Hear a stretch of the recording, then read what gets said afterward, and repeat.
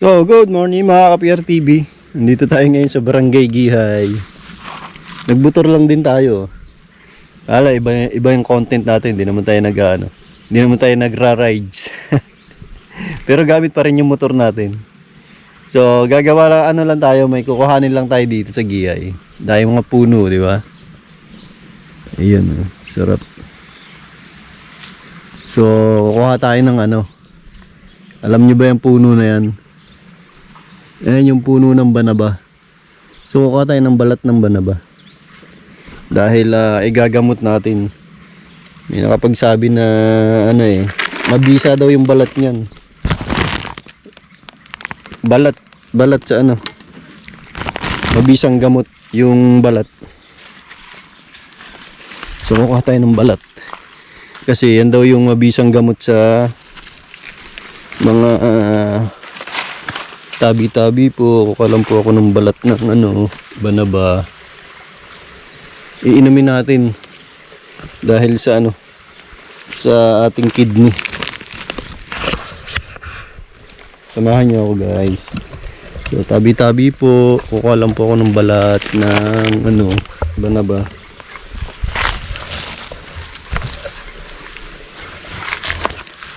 Balat lang ng banaba.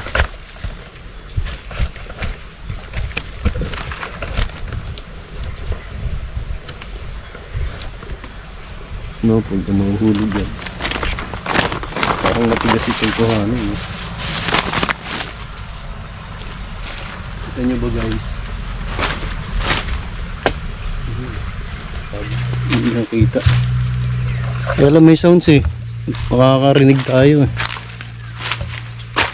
guys, yan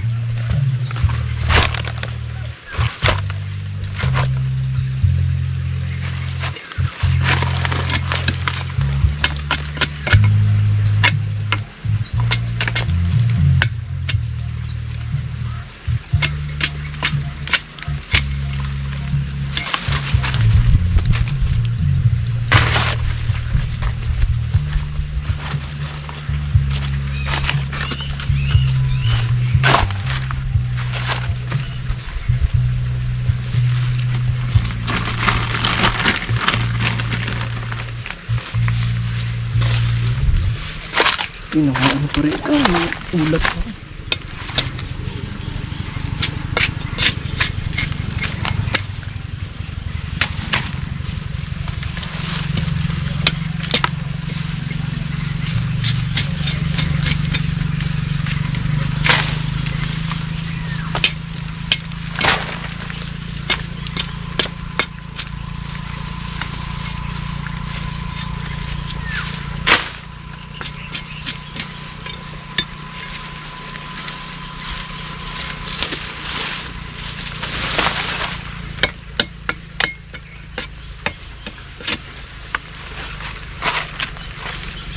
Ayan guys, ang dami na tayo nakuha. Ayan dami na tayo nakuhang balat. Sasamahan din natin ng dahon.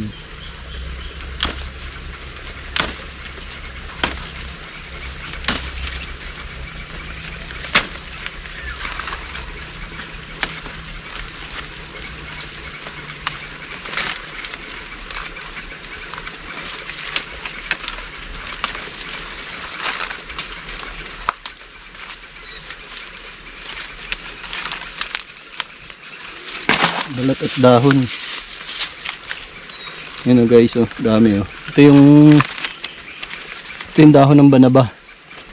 Yan, kung nalalaman nyo.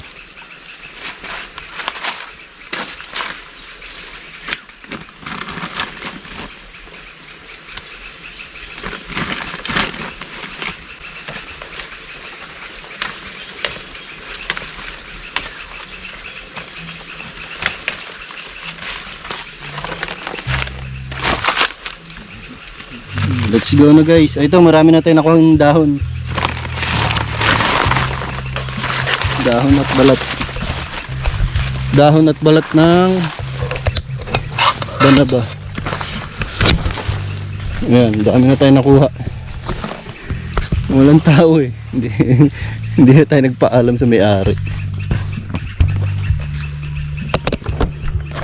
So, ayun na nga mga guys. Ano pala yun, nangatalahib ako.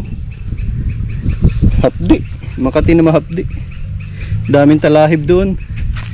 So nasa nakakaalam pala niyang puno ng ano na yan, ng banaba, paki-comment na lang diyan sa inyo kung sino yung nakakaalam ng gamot na yan. So ito yung nakuha natin, oh.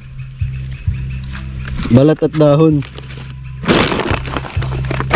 So sa nakakaalam ng gamot yan, paki-comment na lang. Kasi gagawin ko siyang gamot, iinumin ko siya, ilalaga ko. Gagawin kong kape.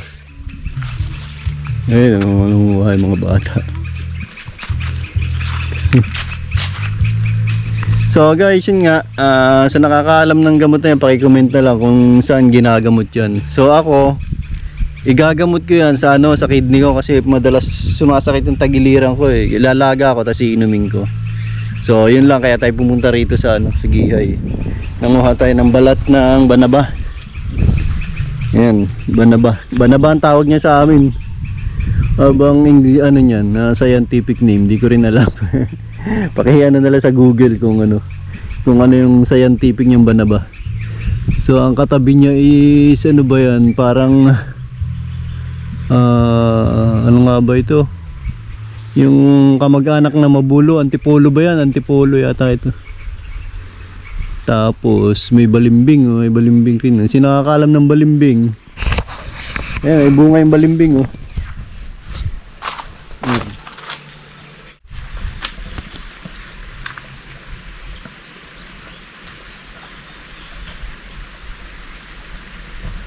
Ayan. Balimbing. So balimbing. Dahon-dahon. So guys, yun lang, nanguha lang tayo ng balat ng banaba at saka dahon ng banaba para ilalaga natin, iinumin natin dahil yung ating kidney, laging sumasakit eh. So kailangan ko linisin. Yan daw yung panlinis, sabi nung marami nagsasabi na panlinis yan. Yung kidney sa bato, yan. Kaya susubukan natin. Medyo mapait-pait nga lang daw, pero kaya rin naman yan. Lagyan natin lang konting asukal. So shoutout kay kay Chris. Kay Chris Marcos, yung kasama natin sa Saudi. Andito rin siya ngayon sa Pilipinas, nagbabakasyon. Tsaka shoutout sa mga kasama natin diyan nag-ride sa sa Marilaki nung nakaraan. Ang Pipit Bikers, siyempre ang kasama natin. Saka kay Sir Ernol. Sir Ernol, wala pa ako nakikita rito lupa na binebenta.